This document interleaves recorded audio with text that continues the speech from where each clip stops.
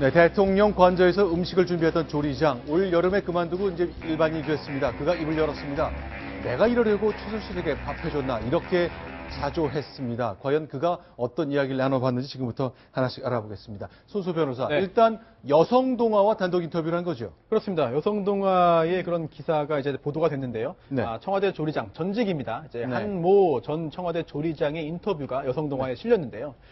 중요한 부분은 이렇습니다. 당시 세월호 참사가 발생한 당시에 지금 화면에 네. 나오는 이분인데요. 네. 세월호 참사가 발생한 당일에 네. 결국은 식사를 2번 준비했고요. 점심과 네. 저녁을 평소처럼 이제 1인분을 준비했다. 그리고 또 그 후에 1인분 식사가 모두 비워져서 돌아왔다라는 이야기를 했습니다. 그러니까 평소에 대통령의 식사 습관은 어떤지, 그리고 주말마다 최순실 씨가 청와대로 들어와서 식사를 했다는데 그때는 어떤 모습인지, 그리고 결정적으로 세월호 참사가 있었던 2년 전 4월 그날 대통령의 식사는 어땠는지에 대한 얘기가 있습니다. 하나씩 좀 소개를 드리겠습니다. 네, 그렇습니다. 당일에 대통령은 식사를 평소처럼 했다라고 했는데요. 이 평소처럼 했다는 게 뭘 의미하느냐? 이제 네. 1인분을 준비해서 혼자 식사했다라는 의미로 보이고요. 또 네. 하나가 세월호 관련돼서 7시간의 어떤 이야기들이 있었는데 네. 당시에 그 중대본을 방문한 후에 돌아와서 식사했다는 이야기도 중요한 부분인 것 같습니다. 얘기를 들어보니까 매일 12시에 그리고 오후 6시에 점심과 저녁을 먹었던 걸로 되어 있거든요. 서영 소장님. 네. 그러니까 그 대통령이 혼자 식사하는 게 너무 많았던 것으로 이제 증언이 되고 있잖아요.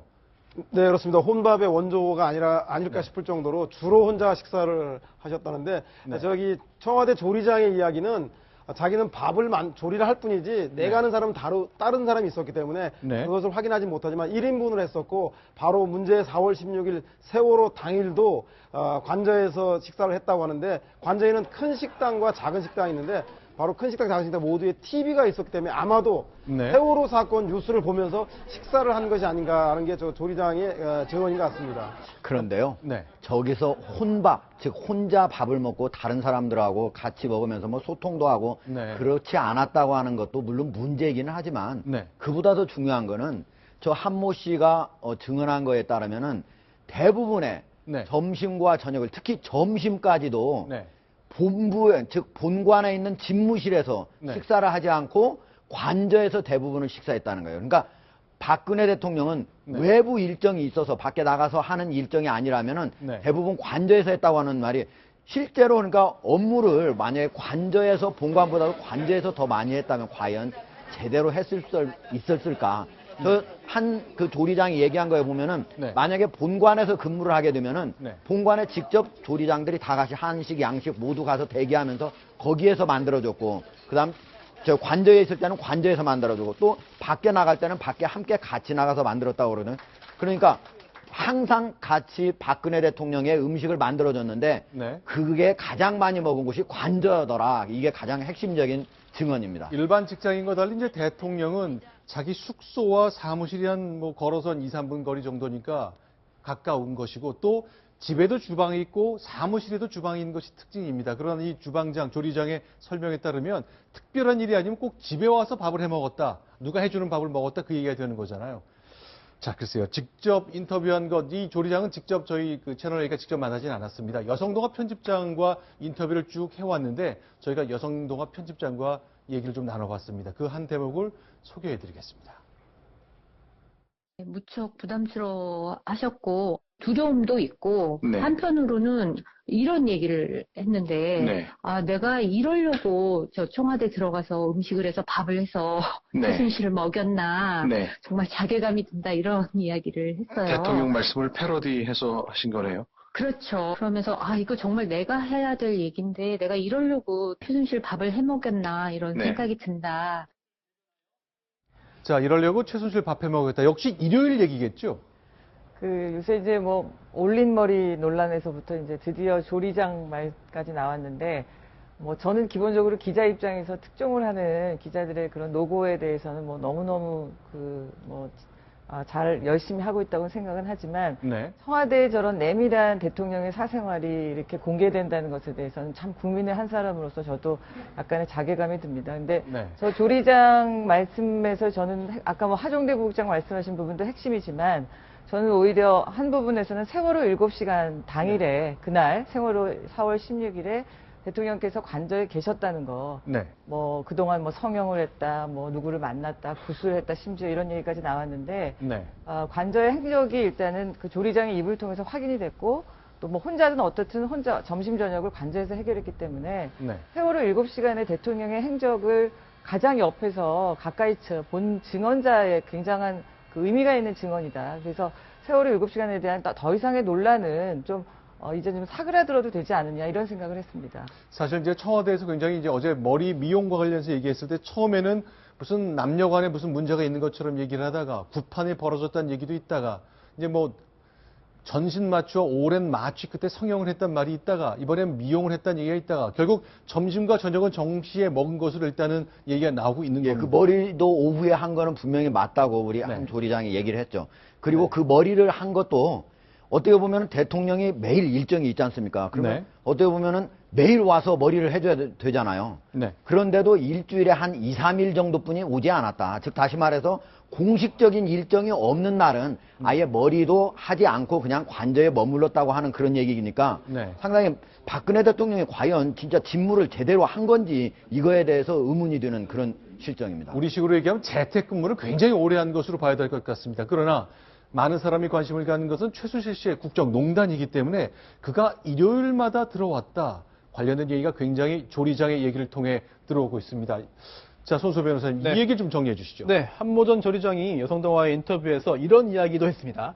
이영선 전 행정관 기억하실 텐데요. 의상실에서 휴대전화를 옷에 닦아서, 흰 와이셔츠에 닦아서 최순실 씨에게 건네줬던 바로 그 이제 사람인데요.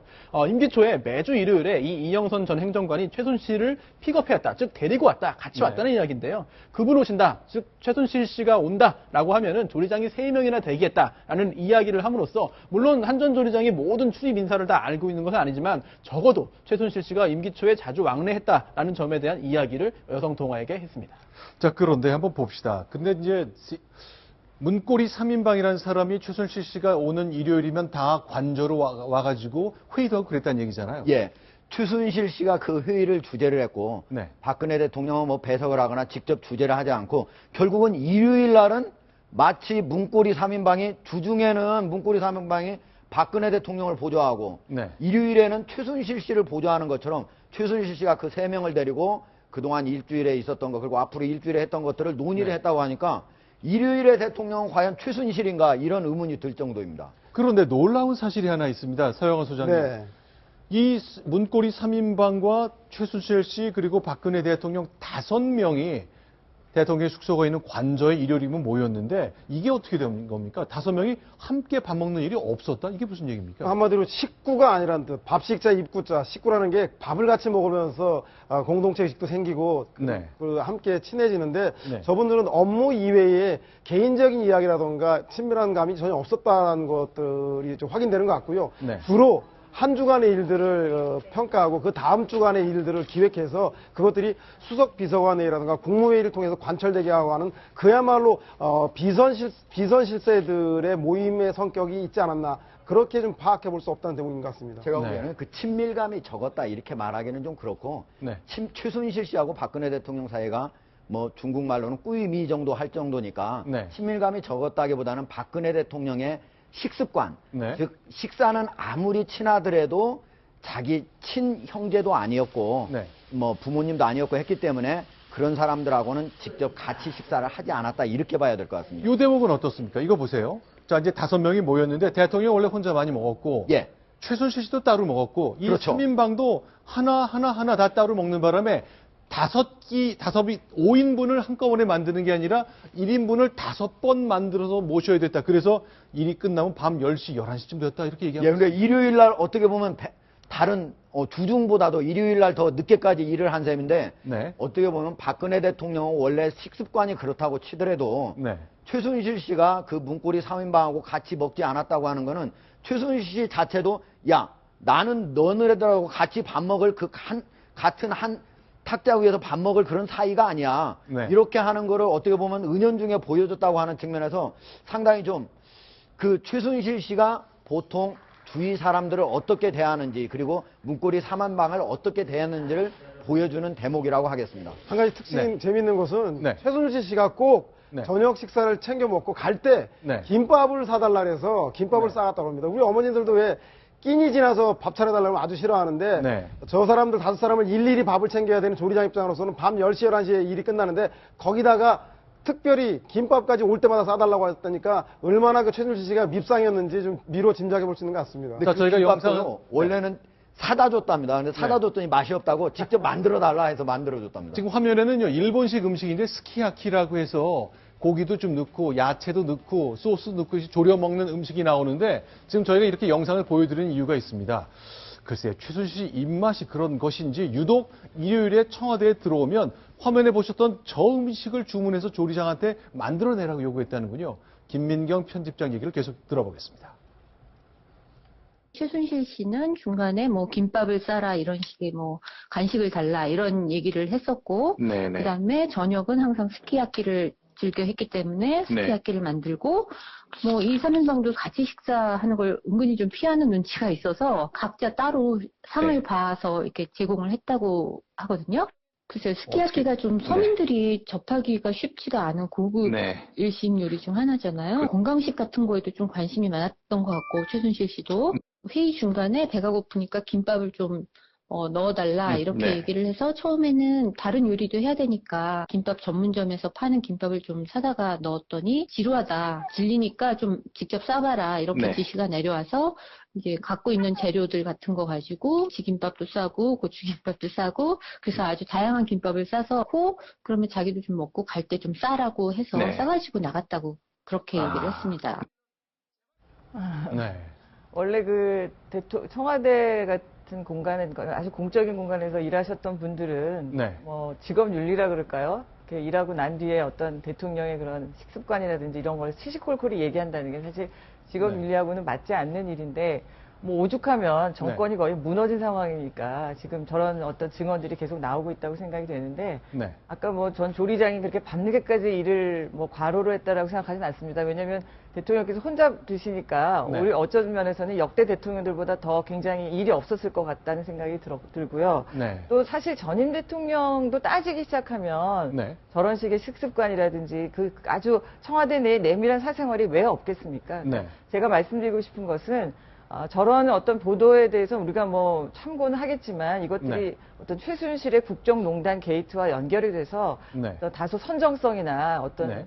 대통령의 계속 아주 내밀한 사생활에 대한 관심으로만 집중되지 않았으면 좋겠다 이런 말씀을 좀 드리고 싶습니다. 알겠습니다. 조리장 얘기를 계속 들어보면 사실은 이제 조리장이라는 게 청와대에서 대통령과 아주 가까운 거리에 있기 때문에 이런 얘기를 잘 하지 않는데 안 하는 게 정상이죠. 그러나 지금 이렇게 된 마당에 내가 보았던 최순실 씨의 대통령 주변에서 했던 그 행실에 대한 얘기를 고발하고 싶은 마음이 생겼던 것 같습니다. 그렇죠. 어떻게 보면은 네. 저기에서 대통령한테 대통령이 어떤 음식을 좋아하고 또 어떻게 식사를 하고 이런 얘기를 하고 싶었던 게 아니고 일요일마다 최순실 씨가 청와대 관저로 들어와 가지고 어떤 행동을 하고 누구하고 어떤 얘기들을 주로 나눴는지를 얘기하다 보니까 그 얘기가 나오게 된 거죠. 네, 화면에 보이는 저 남성 주방장, 결국 저 조리장인 분인데요. 뭐 여러 가지 대통령 식습관도 얘기했는데 전 좀 들었던 것 중에 혼자 식사하는 것이 그 몸에 뱄기 때문인지 지방 출장 가고 그럴 때 꼭 유부초밥이나 샌드위치처럼 이동하는 차 안에서도 식사를 혼자 하고 뭐 그렇게 했다는 거 보니까 저렇게까지는 할 필요 없는 것 아닌가 싶은 생각이 들었는데 참 아쉽습니다. 국민들이 화가 나는 거는 뭐 바로 말씀하신 그런 대목인 것 같아요. 그러니까 그동안에 정말 그 소통 안 하고 네. 그 뭐 야당도 안 만나고 혼자 열심히 하시는 줄 알았더니 결국은 저렇게 혼자만의 시간을 많이 가졌다. 한마디로 자폐적인 국정 운영을 한 거죠. 거기에 네. 대해서 저런 어떤 사생활의 일부분이 드러나면서 그래서 그랬구나. 뭔가 퍼즐이 맞춰지는 듯한 느낌이 들고 그것이 결국 대통령의 비정상적 국정 운영을 뒷받침하는 어떤 증거인 것 같아서 더 네. 화가 나는 것은 맞는 것 같은데 어쨌든 저런 그 대통령의 기본적인 어떤 왜 그러면 정치를 했을까라는 네. 생각이까지 들 정도로 그렇게 사람 만나기가 싫고 저런 식으로 뭐 사실 대통령의 식사라는 건 그 자체가 정치 행위잖아요. 그렇죠. 그 시간조차도 저렇게 혼자 있는 시간을 즐기려 했다면 대면 보고도 일체 안 받았다는 거 아닙니까? 네. 그런 것에 따른 어떤 파행적 국정 운영의 일단을 보여주는 것 같아서 정말 뒤늦게 다시 마음이 좀 씁쓸합니다. 무엇보다도 국민들이 분노하고 있는 것은 네. 4월 16일이 어떤 날이겠습니까? 네. 국가 재난 상황이 발생한 세월호 침몰 사건인데 네. 그날도 어김없이 점심과 저녁을 관제에서 식사를 했다는 것입니다. 저럴 때는 특히 집무실에 나가서 수석 비서관들과 함께 네. 대책회의를 하고 도시락을 꺼내놓고 먹으면서 재난 현장에 대해서 컨트롤 타워 역할을 해야 되는 게 당연한 상식이었는데 그렇지 않고 너무나도 평온한 일상을 보냈다는 것 때문에 국민들을 공분하고 있는 것 같다는 생각이 듭니다. 그렇죠. 이제 5시 15분에 이제 중앙재난대책본부 갔다 온 이후에는 사실은 이후 상황, 해가 진 이후의 구조 상황은 어땠는지 더 챙겨야 되겠고, 그러기 위해서는 각종 국가안보실장이나 여러 사람 모아서 현장에도 확인도 해보고 그런 무언가가 있었으면 어땠을까. 예. 정말 아쉽습니다. 예. 어떻게 보면 박근혜 대통령이 저렇게 큰 재난 상황이 일어났을 때 네. 내가 어떻게 행동하는 것이 맞는지, 그리고 내가 뭘 보고받고 뭘 챙겨야 되고 뭘 지시해야 되는지 이런 것들에 대한 인식이 없었다. 그렇지 않고는 어떻게 그 시간에 머리를 하고 네. 그리고 심지어 밖으로 재난안전대책본부에 올 때는 다른 건 생각 안 하고 내 머리가 좀 흐트러져 있는 게 더 낫겠다 네. 해서 잘 단정된, 아침에 아주 잘 단정된 그 머리를 오히려 흐트러뜨리는데 시간을 쓰고 이렇게 했다고 하는 건 도저히 일반적인 국민으로서 납득하기가 좀 어렵다 이렇게 생각합니다. 자, 지금 저 민방위복을 입었을 때 저 헤어스타일, 과연 저것이 아침에 한 머리가 저렇게 된 것인지 일부러 어느 일부의 보도처럼 헝클어뜨린 것인지 사실관계 확인되기도 쉽지 않겠습니다만 그 결과를 아는 것조차 좀 두려운 마음이 듭니다. 정말 우리 현직 대통령에 대해서 하고 싶지 않은 얘기지만 정말 자폐적 현상 같은 게 하나둘씩 그 사례가 늘어나기 때문에 정말 걱정스럽지 않을 근데 저는 수밖에 없는 아까 거죠. 한 대목 좀 더 붙이고 싶으면 네. 뭐 물론 대통령 잘못했고 저도 분노하는 마음은 똑같은데 도대체 대통령 주변에 이른바 남자 참모들은 뭐 하고 계셨던 거예요? 그러니까 네. 대통령이 혼자서 지시 안 하고 이랬냐고 말씀하시지만 아니 그러면 현장에서 계속 보고가 올라온다면 대통령 관저 쳐들어가서라도 지금 상황이 이렇습니다. 지금 난리가 났습니다. 빨리 무슨 대책을 세워야 됩니다. 이렇게 얘기를 했던 사람이 아무도 없었어요. 이건 어떻게 이해를 해야 되나요?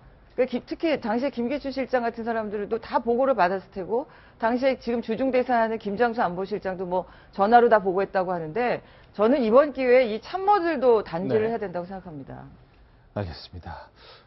자, 여성동화가 청와대 조리장을 쭉 지냈던 분들 인터뷰를 하면서 대통령의 식사와 관련된 수많은 정보들이 나오고 있습니다. 그 역시 그 핵심은 대통령은 늘 혼자였다는 것, 조언을 듣지 않았고 묻지 않았고 그 단면을 다시 한번 확인하는 아주 씁쓸한 뉴스였습니다. 다음 두 번째 소식 넘어갑니다. 순위봅니다.